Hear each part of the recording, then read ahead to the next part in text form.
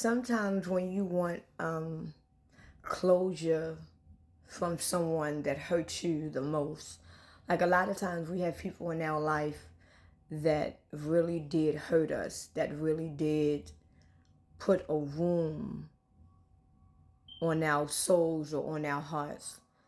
And a lot of times it's hard for us to move on because we never got that closure from that person on why they did it. But one thing that I learned about closure is that when a person explains to you why they did whatever they did, it's still not going to put a bandage over that wound. You're still going to feel the way you did before they even gave you the closure. So my advice is that if you are still heartbroken or you are still wounded from someone hurting you or something happened in your life and you could never get that closure, most likely you will never get that closure. Whether the person explained to you why, because at the end of the day, you're going to always think why you did it. And the reason why you're going to always think why you did it, even if they gave you a clear explanation, because you gave it your all, you know. And when you are giving your all to someone, when you are doing your all for someone and they're breadcrumbing you, anything that they do under giving themselves their all to you is not going to be enough. So whatever they try to explain to you is not going to be enough. So one thing that I've learned, and one thing that I was telling someone that I talked to, is that we are going to have to give our own self closure. Because if we wait on these people that hurt us, that destroyed us, or did something to us that basically changed our lives, even if they explain why they did it or we never get an explanation, that wound is still there. So my thing is that we are going to have to learn how to heal ourselves, heal our own wounds, and try to work through the trauma. Because when we have trauma in our life, we have to sit back and look at that trauma.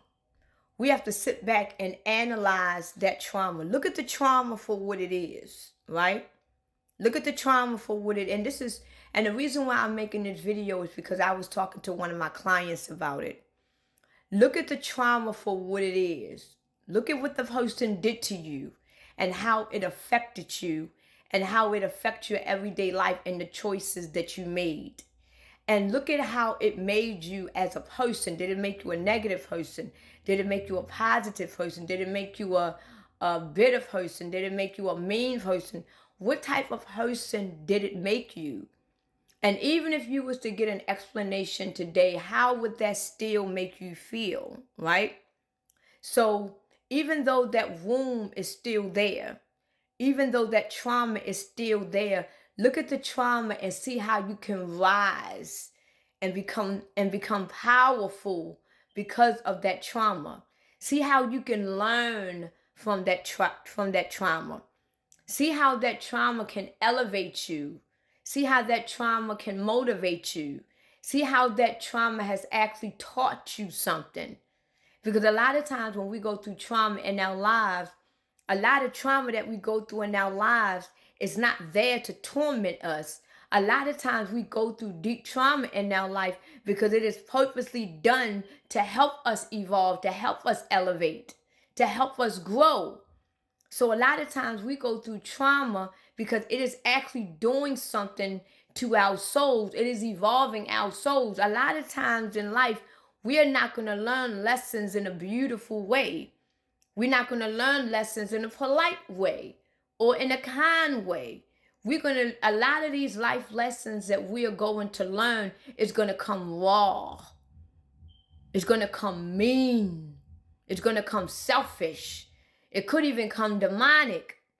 But we have to look at the trauma for what it is and think about what it taught us and think about how we can be more powerful of it, how we can evolve from it, how we can learn from it, and use that trauma, use that hurt as power to build yourself up instead of tearing yourself down. You got a lot of people down here that is taking their wounds and their trauma. Now they are drug addicts, they're alcoholics, they are sex addicts because they don't know what to do. They are making poor choices in life. They just living life as if they don't mean anything because of the trauma and the wounds that they had. They basically gave up. So the next time when you sit down by yourself and you get some time to yourself, think about what you went through in your life. Think about what you went through in your life and the trauma and the trials and the tribulations that you went through in your life. A lot of times, these trials and tribulations was purposely brought to us because actually it is to help us grow.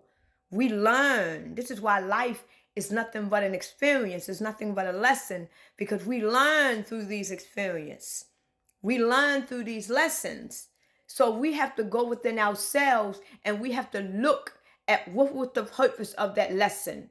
What was the purpose of that experience? What was the purpose of that happening to me? What was the purpose of that being done to me?